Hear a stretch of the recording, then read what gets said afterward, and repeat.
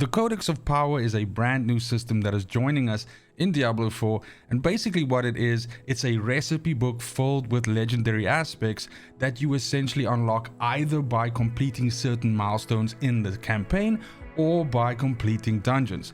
Now these are basic versions of these legendary aspects, and you can imprint them onto your gear via a vendor in the game. The footage you're seeing in the background was recorded during the beta weekends, and here we can see that we have 114 legendary aspects that are stored inside the Codex of Power and unlockable. Now it's entirely possible that when the full game comes out there could be more than this 114, but the numbers here essentially break down to 15 common ones which can be used by any class, and then we have 20 for the barbarian, 20 for the necromancer, 20 for the sorcerer, 20 for the druid, and then last but not least the rogue only gets 19. Today, and for the purpose of this video, we'll be looking at the 15 common aspects which can be used by any of the classes.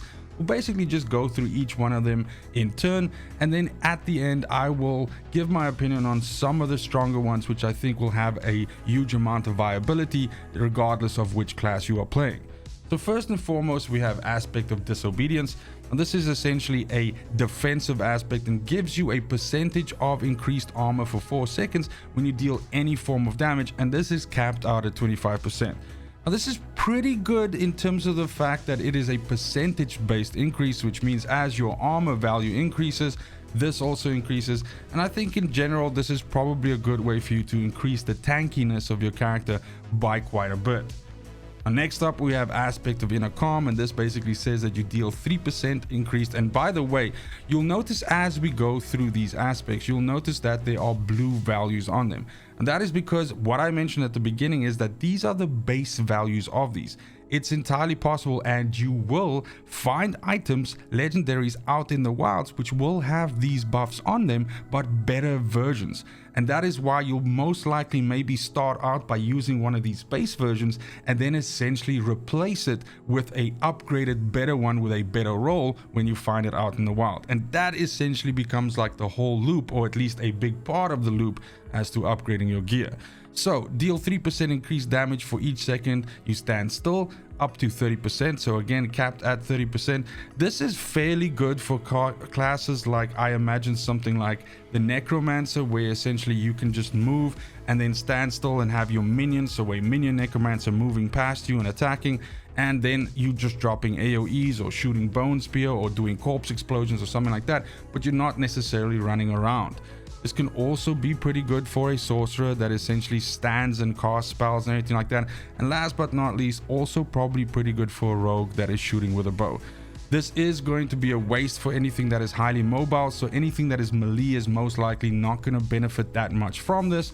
However, I need to test and see if there's an interesting sort of like interlock between this and, like, for example, a Thorns Barbarian, because my assumption right now is that this would actually increase the Thorns reflect or the Thorns damage that you deal as well, as long as you're standing still. But we're going to need to test that, but if that is the case, that could actually be pretty spicy. Aspect of Might is the third one here, and this basically says that basic skills grant 25% damage reduction for 4 seconds. This is pretty good, simply due to the fact that the previous defensive one we saw that increases your armor is really good against things that actually hit your armor, but doesn't affect spells or things that hit your elemental resistances, whereas this is a flat 25% damage reduction for 4 seconds, and the only thing you need to do to get this benefit is to hit something with, well, to basically use your basic skills. So in my opinion, this is very good and very powerful, and certainly in situations where we are going to be going into deeper world tiers and maybe taking a shitload more damage, this is going to be an easy way for you to increase the durability of your character. Then we have aspect of Retribution, which says that distant enemies have a 15% chance to be stunned for 2 seconds when they hit you.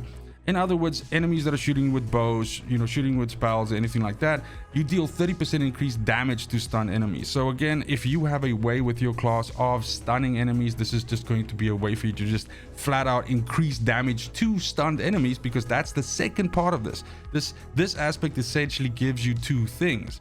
So if you are playing, for instance, a rogue that uses smoke bombs or something like that, and those stun the enemy, then this is just going to give you increased damage against stun. So this could be pretty good for that.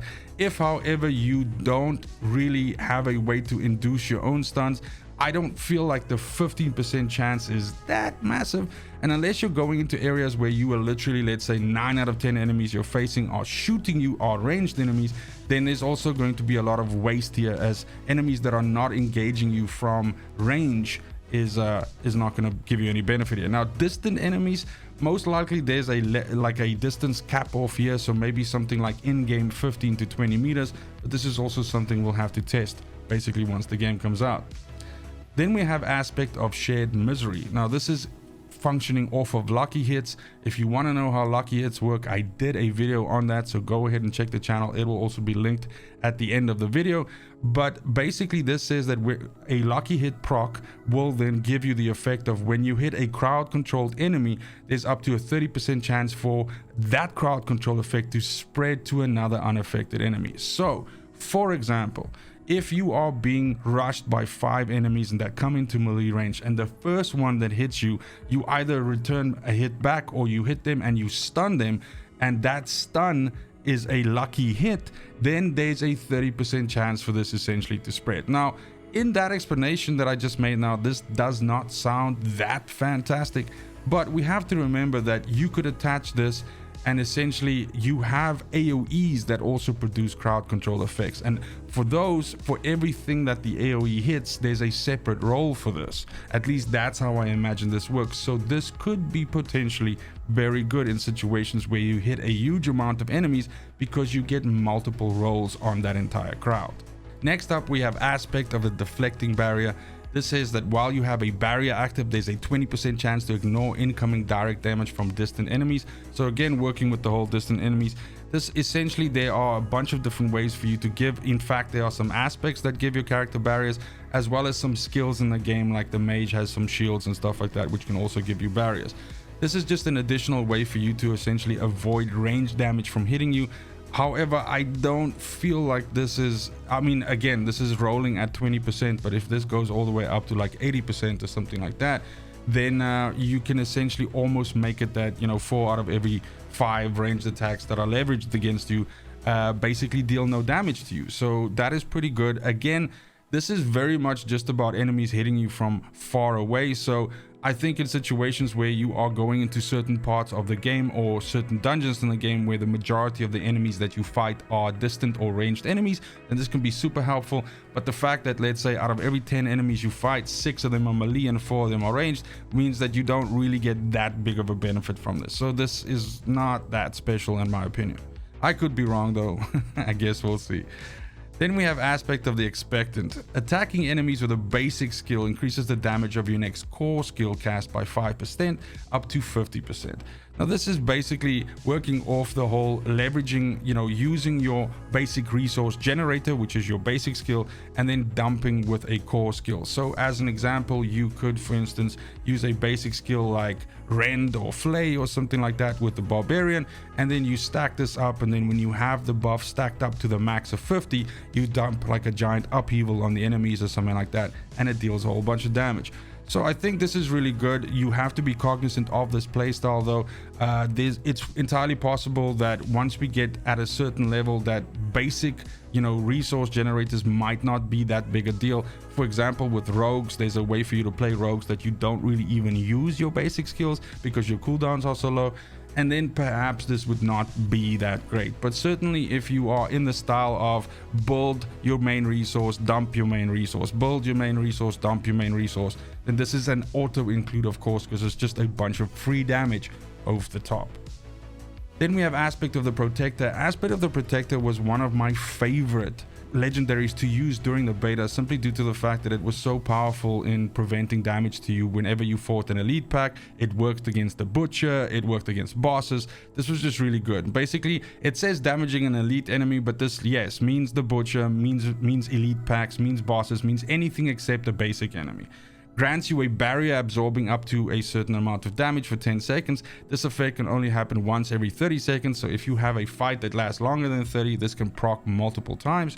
but this is really good at just giving you a little bit of survivability there. This barrier is really good. And then couple that with the fact that certain classes have additional effects that they can leverage off barrier, like for instance dealing more damage. So this is, you know, just really good and a proper defensive aspect. Aspect of the umbral is next, and this is restore one of your primary resource when you crowd control an enemy. So again, pretty good. If you for instance have a AoE that you can drop on enemies, and this essentially, you know, stuns like 8 enemies or something like that, that's going to give you 8 in this particular case here. But again, remember, this is a super low number. This number 1 could be very high. So let's say for instance when you AoE, let's say this is a 5 and you AoE, you know, 8 things, that's going to give you 40 of your primary resource back, and it could be a good way for you to quickly refill and be able to cast again. Edgemaster's aspect is next, and this is skills deal up to 24% increased damage based on your available primary resource when cast, receiving the maximum benefit while you have a full primary. So first and foremost, let's use the sorcerer as an example. So as long as you have when you full mana, then essentially you get this full effect of 24. If you're at half mana, then you get 12%. So it's cool that it's giving you incremental amounts of this, but basically what this comes down to is I can imagine that this would be pretty handy in either a build where you are just producing that much of your primary resource that you're always near, let's say, the top 75% of that gauge, so that's going to give you a lot of extra damage. Or in the case of like if you're playing something like a Thorns Barbarian, for example, where you don't necessarily spend your primary resource all that much because the majority of your damage is coming from enemies just attacking you, and a lot of the times you're just going to have a full rage bar because you're flaying enemies and everything like that. And in this case, what you can then do is basically wait for this to stack up, well, wait for your rage to stack up, and then have these massive upheaval strikes, for instance, which are just going to benefit from being full rage. So the other cool thing is, remember, this says skills deal up to, so this also means that your other skills like flay, which is a basic skill, is still going to also get the increased damage. So it's not just core skills, and that's of course something to bear in mind. Then we have eluding aspect, which is becoming injured while crowd control grants you unstoppable for 4 seconds. This effect is a 40-second cooldown.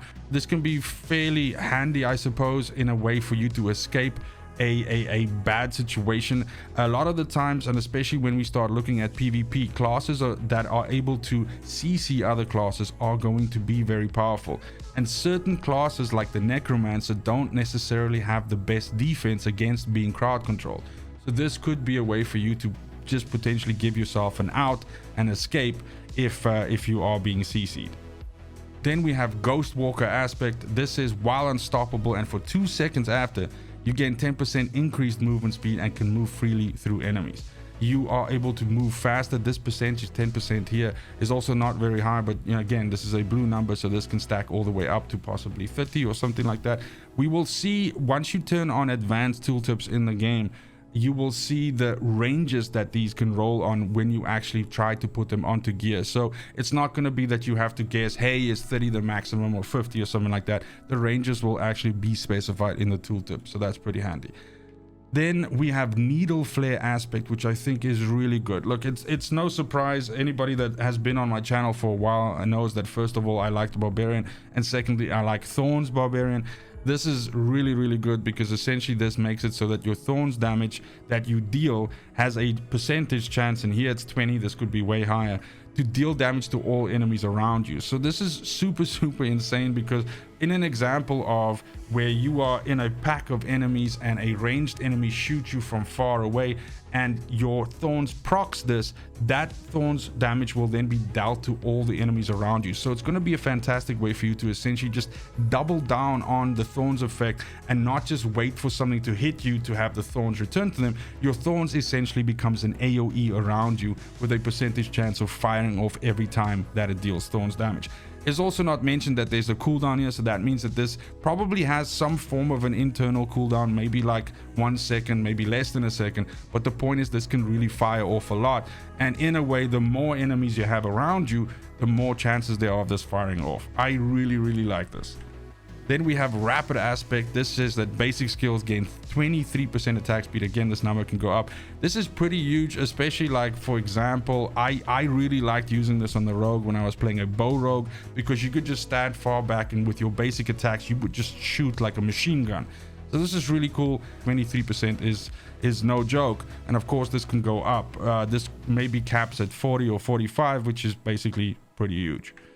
Then we have Wind Striker aspect, which says critical strikes grant 8% movement speed for 1 second up to 6 seconds. So if you are playing a crit build, a build that is focused on just maximizing as much critical chance and as much critical damage, this is basically going to let you capitalize on a huge amount of movement speed. I think this will be very, very good in a rogue, a dagger rogue that is essentially fighting up close and personal. You're using flurry, you're using shadow step, all of those things, and generally this build will also stack crit, and so therefore this is just going to give you insane movement speed to move in between the enemies. And this is really going to help with situations where you are clearing rooms with enemies or just trying to move through an area or a dungeon like super fast. That's all 15 there then, and I gotta say, out of those 15, my top 3 would probably be in no particular order, but I mean honestly though, probably in this order. Needle flare aspect I think is really good, just simply due to the fact of how strong it makes your thorns and gives you that AoE thorns effect, which is really awesome. And then 2 defensive ones which I like from the ones that we've gone through just now is aspect of the protector and aspect of might. Both of these give you different options in terms of like defensive, you know, stats, one giving you a barrier and the other one just giving you flat damage reduction. I think that in a way probably the idea of these common ones, since they don't focus on any specific skills, that's what the character specific aspects are for, is that these should be used to essentially round out a potential, you know, problem that your build could have. So maybe you're not tough enough, maybe you're taking too much damage, maybe you have to find a way to, you know, capitalize on crowd controlled enemies and so forth. So in this way, it makes sense to me that, you know, the defensive ones are the really powerful ones here, and I definitely think you can't go wrong with aspect of might and aspect of the protector with that in regard. And that's it for the video. Thank you so much for watching, especially if you made it this far. Expect follow-up videos for each of the classes covering their legendary aspects from the Codex of Power. Go ahead and let me know in the comments down below which of these legendary aspects you enjoyed, which ones you're looking forward to slotting into your build. And as always, it's just super important to me that you have a fantastic morning, afternoon, and evening wherever you are in the world. Until next video, fucking cheers.